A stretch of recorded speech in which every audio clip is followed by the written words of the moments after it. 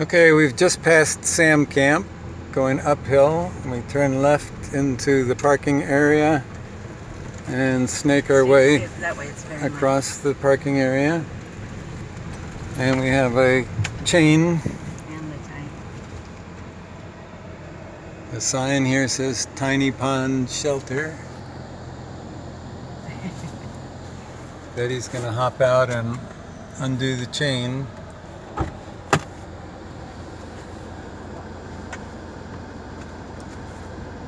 Chain isn't locked, it's just looped over the post there. Left hand side as you're going in.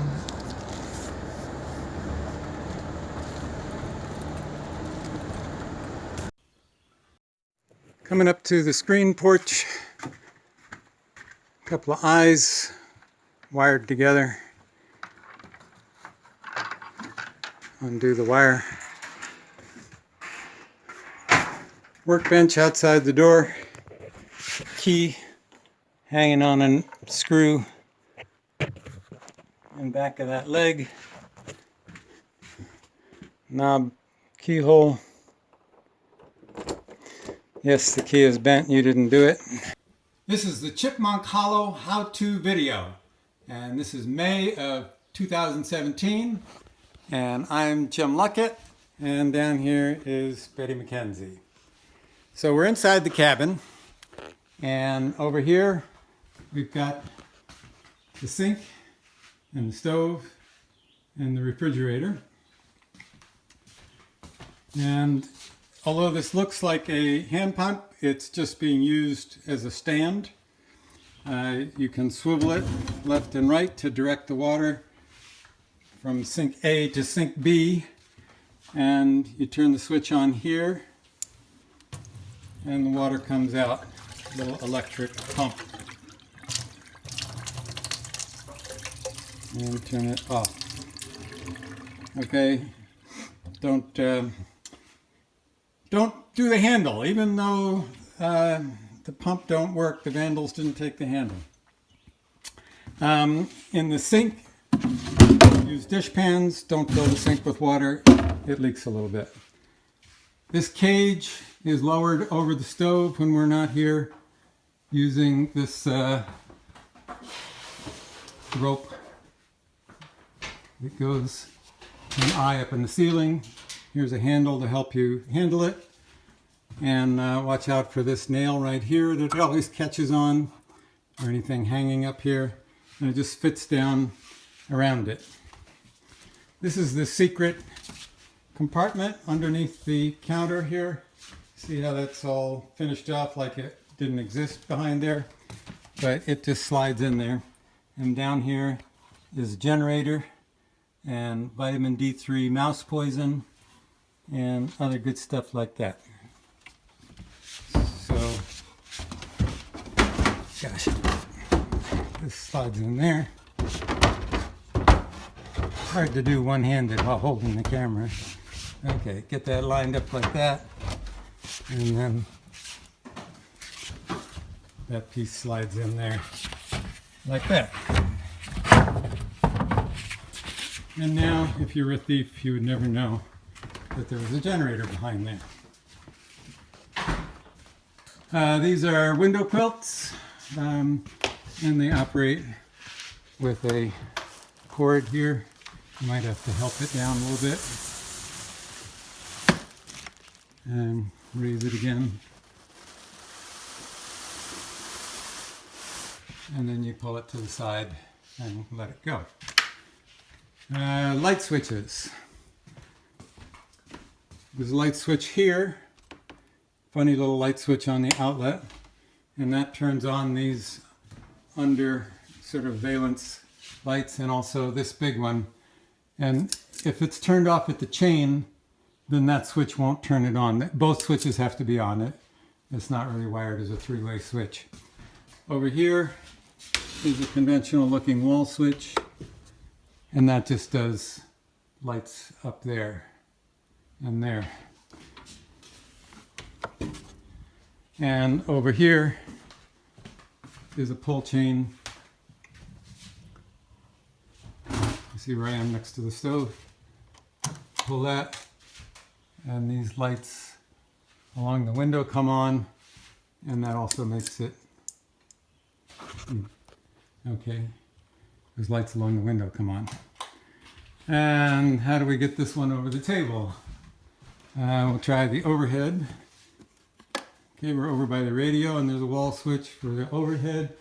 And yes, so both of those switches have to be on for the over table light to go on, and that also puts on some strip lights along the beam up here at the top of the cabin. And then there's this funny one. Here we are at the radio. Behind the radio is a little switch, and it turns that baby on. And it's not mounted to anything, be a little careful, but you can swivel it around, point it up at the ceiling, however you want.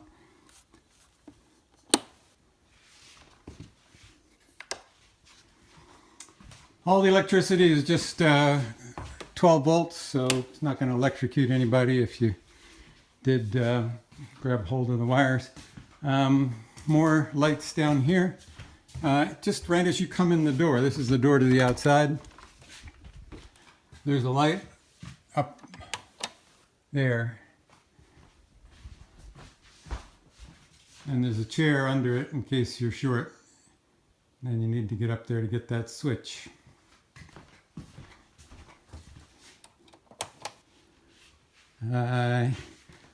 Most people are not authorized to use the refrigerator. It's very tricky to start. It's a gas refrigerator, and don't want to get into that. That requires extra training. Same thing with the wood stove. But anyway, here's the damper control for the wood stove. Make sure that that's aligned with the pipe to be open. Horizontal, like it is now, that's closed.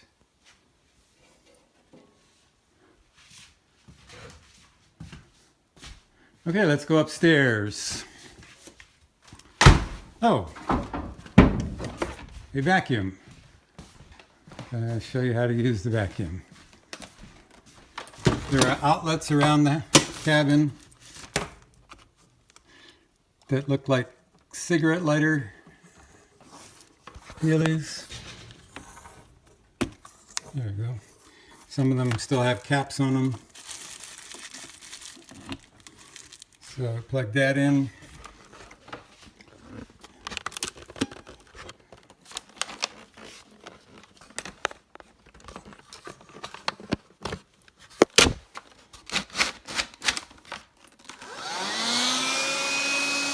Okay, the vacuuming.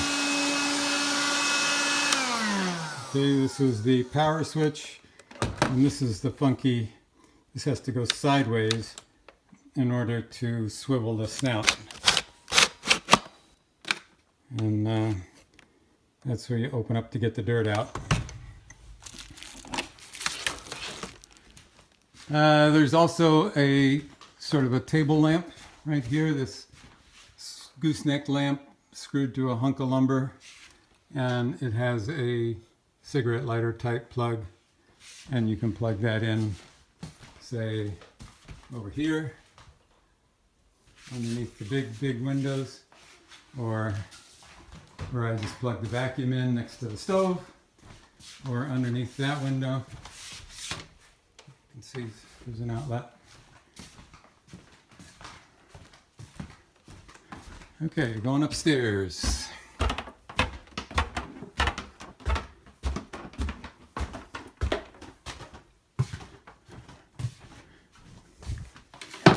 Okay, up here the window quilts work a little differently.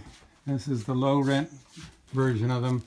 They're just hooking on here. Right now this one's doubled over, and you would, let's see if I can prop this on something. And you can watch me roll it up.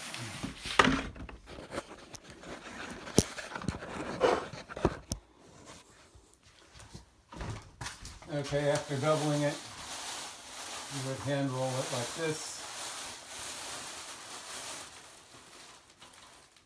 And that reveals these ribbons with loops on them, which you would hook on over the hook dealies at the top.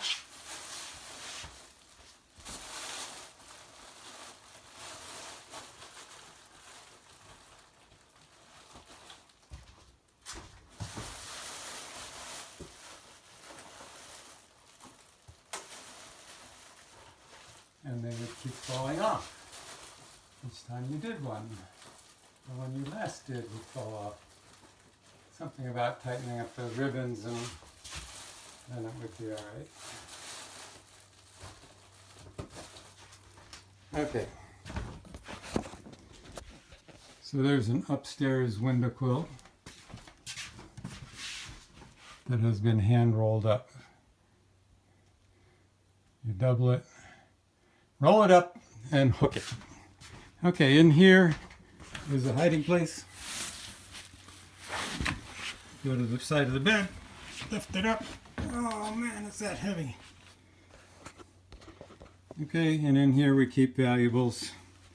The sail to the windsurfer. There's a power saw, battery charger, come along winch, saber saw, and the faceplate to the radio will go in there.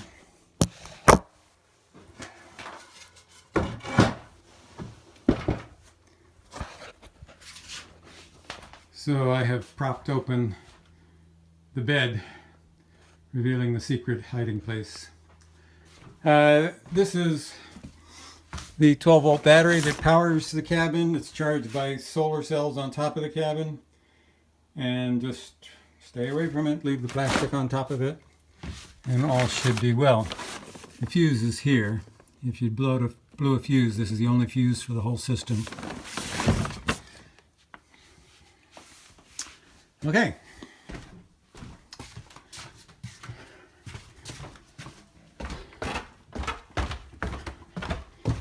The radio. Okay, this is the car radio.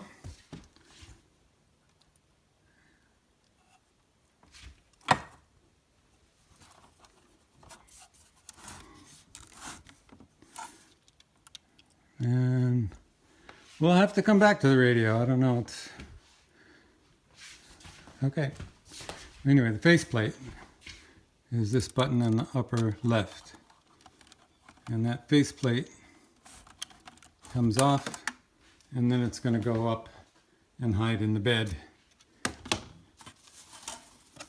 in a little black sock.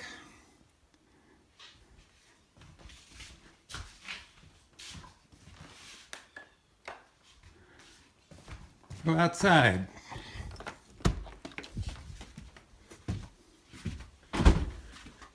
Okay, here's the door leading out to the outhouse, and you can turn that piece of wood and lock it and keep the critters out or keep it from blowing in the wind.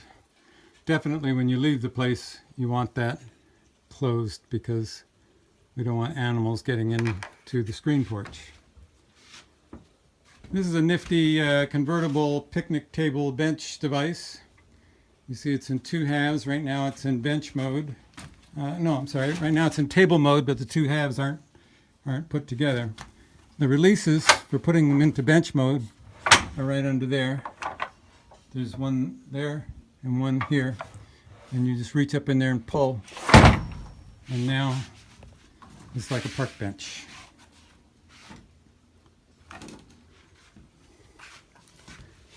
Rather you didn't use this cart, you can use that cart. That cart's fine for anyone to use for hauling your stuff. Okay, let's go out to the backside and to the outhouse. These are funny stairs. They're made really small risers so that you can pull a cart up it. Because we cut firewood out here and then we haul it in.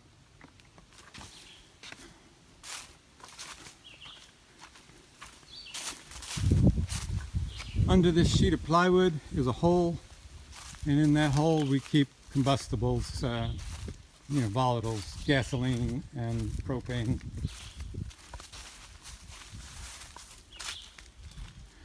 We call it the generator hole because we used to keep a generator in it, but we don't keep a generator in it anymore.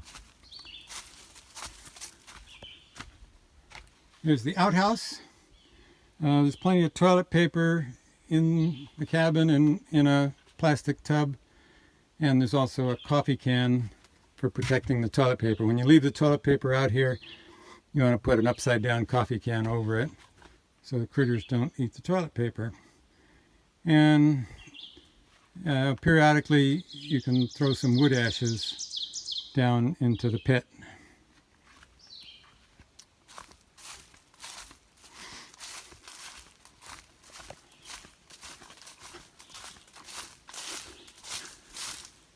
Okay, here's the underside of the cabin.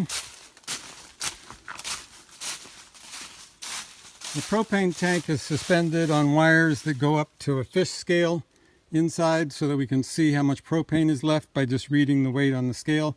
The tank is 20 pounds and a full load of propane is 20 pounds, so 40 is the maximum and 20 is the minimum, and anything in between tells you how much is left. And the gas is always turned off when we're not here. The stove does not have the pilot lights turned on, so burners have to be lit each time. And when the tank goes empty, you gotta take it apart here. I think that might be a reverse thread, but don't use tools on it. That's meant for hand use. And then you suspend it again. Be careful not to do violence to these connections. Underneath the cabin is our water supply, and that consists of 3 garbage cans that have never had garbage in them, and they're full of water. The handle locks the lid on, and there's garbage can 3/4 full of water. Okay, this lid has a hole in it for the suction hose to the electric pump. So when this garbage can gets empty, the lid will be transferred to the next one that has water in it. And so that lid will go around to all 3 barrels with hose, and then you'll switch a lid over to the other one. It's really important to keep the lids on. The mice like to commit suicide into bodies of water, and that would be yucky to have mouse water. We've never had the water tested. For years we just drank it. Now we boil it because we've gotten more conservative in our old age, and because we've traveled to South America and experienced what really bad water can do to your system. So here is the pipe from the spring, and when you need to fill garbage cans, you bring that pipe over.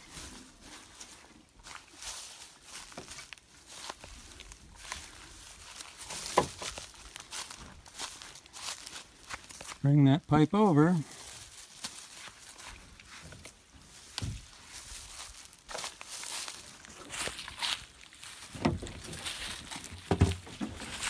And direct it into the empty garbage can.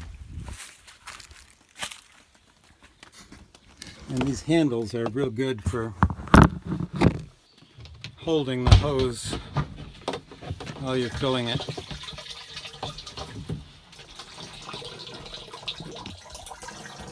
So there you go. There's the spring water pipe coming over, going through a handle of the garbage can, and the water is flowing in so that it'll be ready to be pumped upstairs for use in the sink.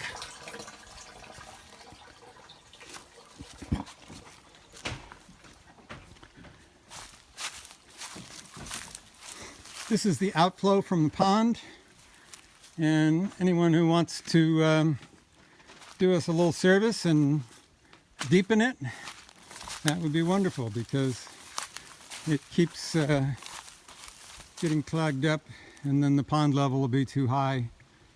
I don't know if you can see that right now. I'll walk over there. But the pond level is so high at the moment that the lower corner of the dock is underwater. And we would like the pond level to be low enough so that the dock is completely dry. And here's a very important cautionary statement. This corner of the dock is the slipperiest surface in the world. You'd be amazed how quickly you fall on your ass if you try to walk over there when it's slimy wet. So if we could get the level of the pond down and get that cleaned off and scrubbed up so it wasn't dangerous, that would be a really good thing. And a project plan for the future is to raise that corner so we don't have that problem.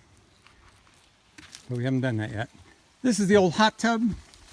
Been there 30 years and we've enjoyed it very much. It's fired by a wood stove. It's out of service.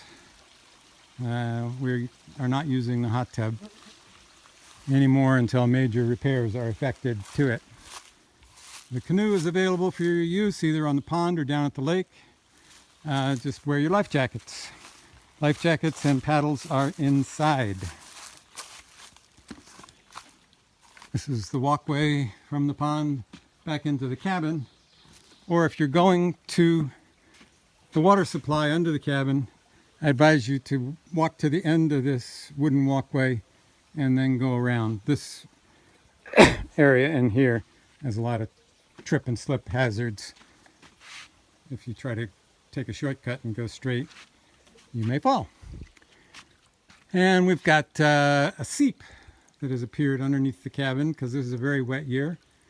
And so this weekend we dug that drainage ditch, and it's working very well. And it was also this weekend that we built this wooden walkway down to the pond from the house because it was so muddy.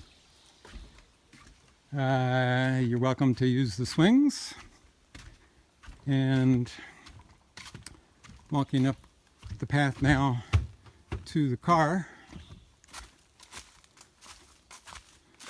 Do be careful on this. It's a work in progress. This kind of, every time you slip, we throw down some more boards. This is very fancy. I did this weekend, and a ramp for the steepest, slipperiest, most washed out part. And it's got this nice metal grid on it for non-slip traction. And there's the screen house, which is a lovely place to sleep or hang out. This stick is just holding the door shut, and you just rotate it out of the way and it falls to the ground. And there's the inside of the screen house. It's sort of a nice view. Is that my finger? Yes. Okay. And these tarps are reverse shades. Most shades come down. These go up. So they are fastened permanently at the bottom, and then to close them, you raise them up and hook them on nails at the top.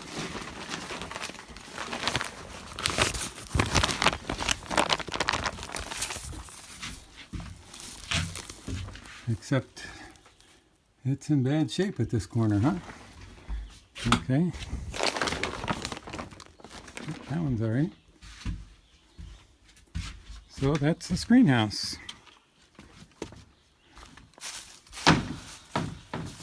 Just give you a little perspective of where we are.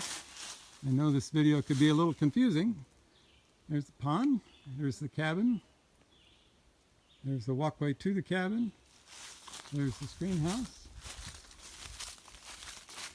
Here's a nice fire pit you're welcome to use for outdoor campfires.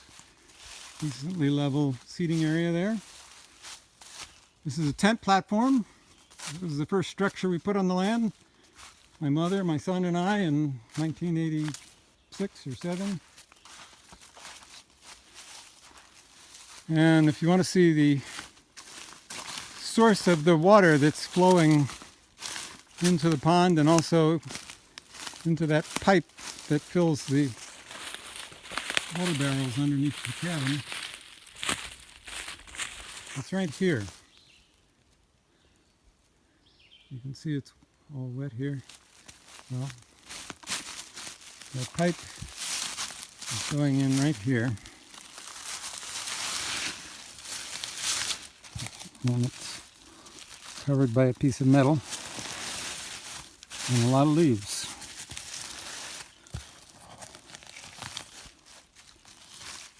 See the metal?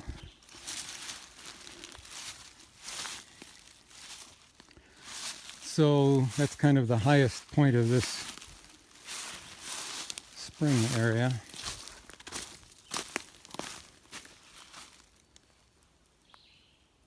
That's where the pipe is picking up water, underneath a piece of metal that's under the leaves right there. And there's other places where it breaks out of the ground and turns into a flow that fills the pond.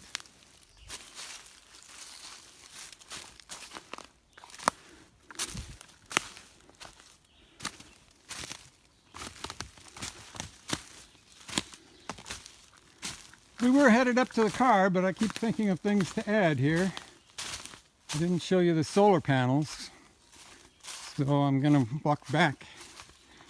Obviously, we're totally off the grid. We got no power, no telephone, and no cell phone service, but at least we've got electricity from the sun. So it's on this end.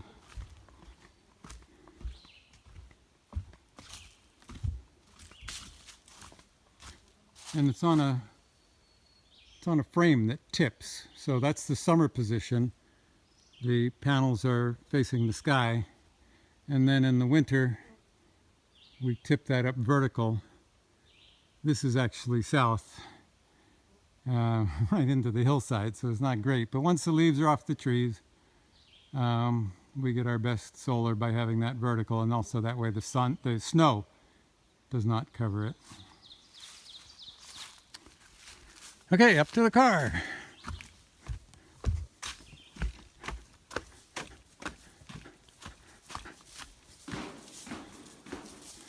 the video. Here's a blonde-haired bear.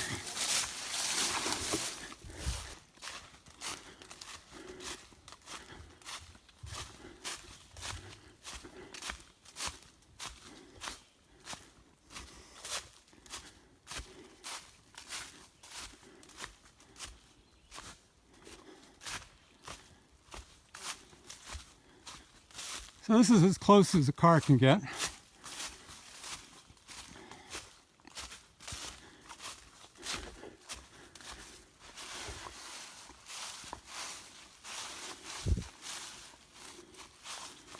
This is Tiny Mountain Trail. It's also our driveway. And it's about 1,000 feet. Going down to Sawyer Hill Road.